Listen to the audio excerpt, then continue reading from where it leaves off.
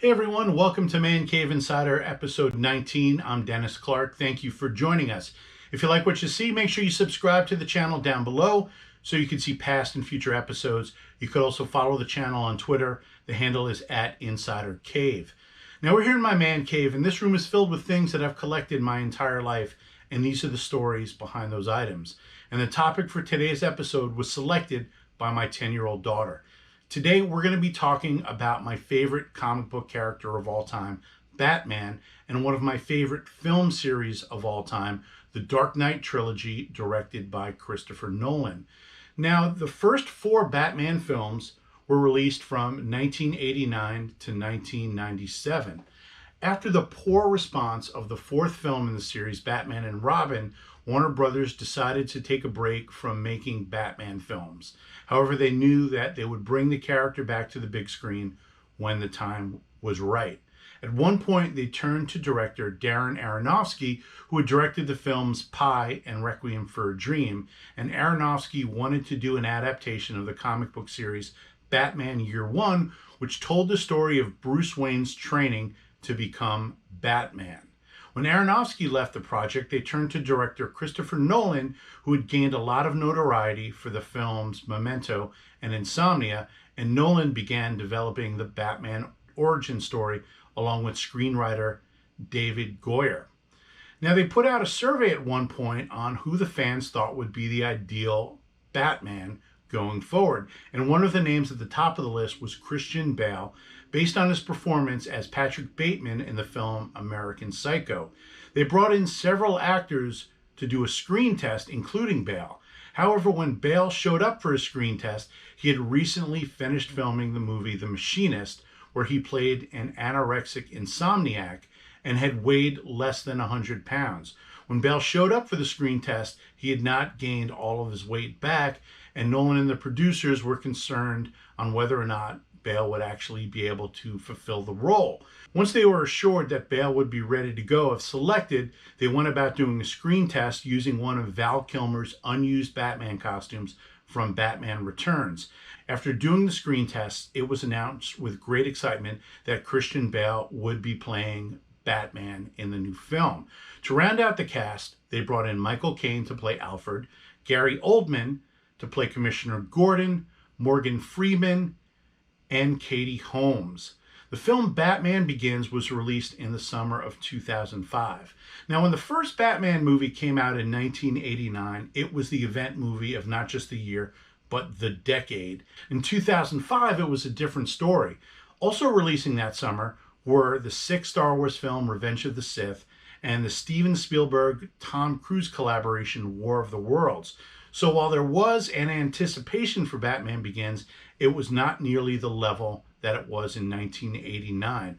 Also, when Joel Schumacher directed Batman and Robin, the direction he was given was to make a family-friendly film that would sell a lot of toys, and ultimately that strategy backfired. So the focus in 2005 with Batman Begins was simply to make the best movie possible.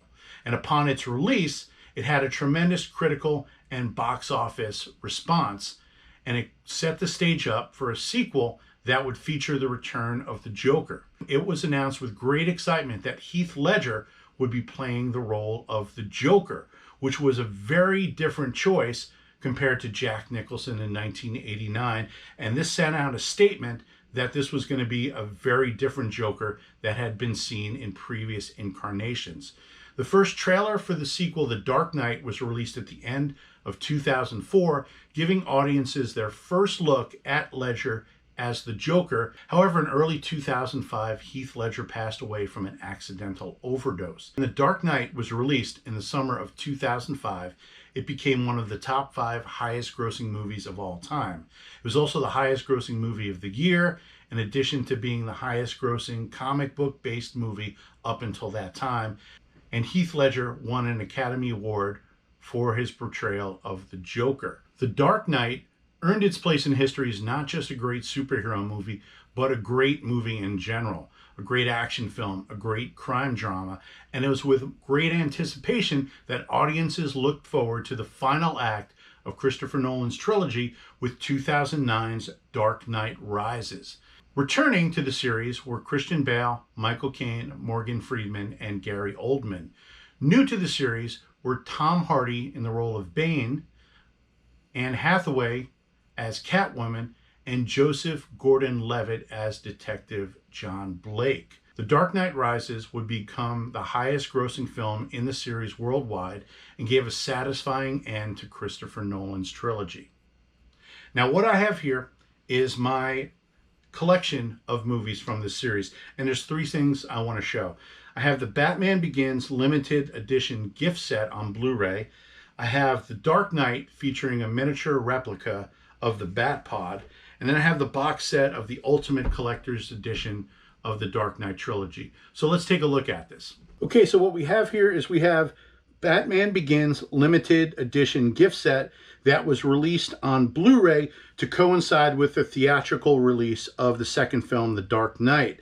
And what it has on the front is has a 3D image of Christian Bale as Batman. And then it also includes the film on Blu-ray special edition. It also comes with a bonus disc of behind-the-scenes features. And it comes with a comic book for the prologue. Now, the prologue of the film, which featured a bank robbery with criminals dressed in clown masks, was shot entirely in IMAX, and it ended with revealing Heath Ledger as the Joker. And you have a short comic book with the prologue for the film. Also has storyboards and scripts from that sequence in the beginning of the film. They actually released the prologue in IMAX theaters a few months before the release of the movie to show that what the movie would look in IMAX. And several other action scenes in The Dark Knight and The Dark Knight Rises were shot in the IMAX format, which Nolan likes to use in a lot of his films. It's got storyboards, it's got photos, and it's got the screenplay for the prologue.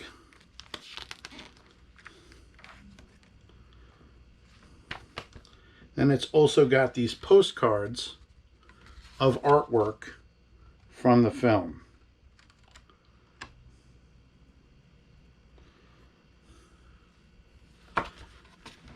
The second thing I'm going to show is a special release of The Dark Knight on Blu-ray. And it features a replica of the Bat-Pod that was used in the film. And behind it, you see the Batman symbol.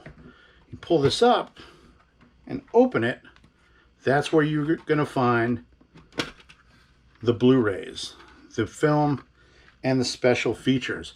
A really cool thing on the special features disc features Anthony Michael Hall, who played news reporter Phil Engel, and it's got a Gotham Tonight series of segments that shows Engel interviewing Harvey Dent, Commissioner Gordon, and the crime boss played by Eric Roberts. This was done specifically for the Blu-ray release, and it features a lot of good insight into what Gotham City was like featured in the film.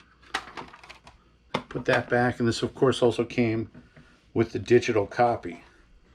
And then after all films were released, they released the Dark Knight Trilogy Ultimate Collector's Edition featuring all three movies and a bonus disc. This was a limited edition. I have copy number 27,044 of 141,500. And it comes in this great box. Open up the top, it has a hardcover book where all the films are stored. Features the digital code, which I've already redeemed. It features a message from Christopher Nolan talking about how he never envisioned this as a trilogy. He just wanted to make the best movie possible and then make another one and then another one. It features Batman Begins, both discs of A Dark Knight,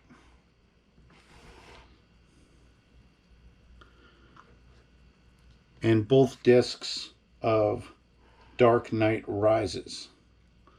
And this edition comes with an extra bonus disc.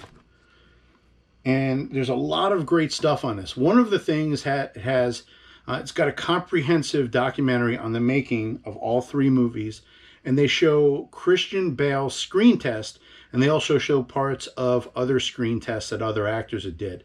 And it also has a conversation with Christopher Nolan and Richard Donner, who directed the original Superman movie in 1978, talking about how they made their respective films. And it's got a great picture on the back of Batman and Bane. Next thing in the set is this booklet with a lot of glossy photos from all three films with some quotes. I'm not going to go through every single page, but it kind of covers everything in order. It's super high glossy, gives you some insight on the films. It's got some models of the original Batmobile.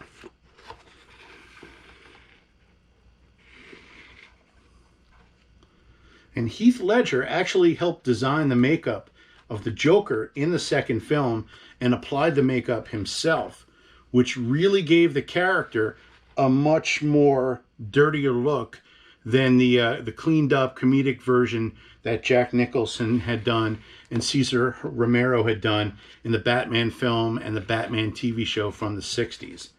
It covers the Batpod. It goes into the Dark Knight Rises, which was an incredible ending to the series. The beginning of the Dark Knight Rises had a sequence of a plane jacking that was shot using real planes and completely in IMAX. One of the great things about these films is they relied very little on computer-generated effects and tried to do as much in-camera work as possible.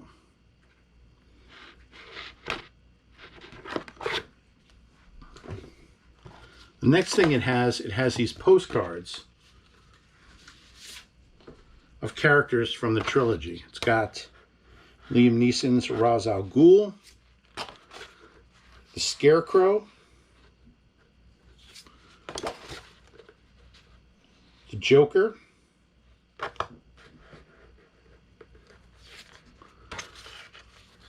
Harvey Dent, and Bane. And at the bottom of the box, it comes with the Batpod, the Bat, and the Batmobile. Similar to what you would see, a larger version of a Matchbox car. And I've never actually taken these out of the package. It just seems really special just keeping it in there. So that is our look at Christopher Nolan's Dark Knight trilogy. I'm going to put some links down below on where you can get some of these items. Be sure to subscribe to our channel, and we look forward to seeing you on future episodes.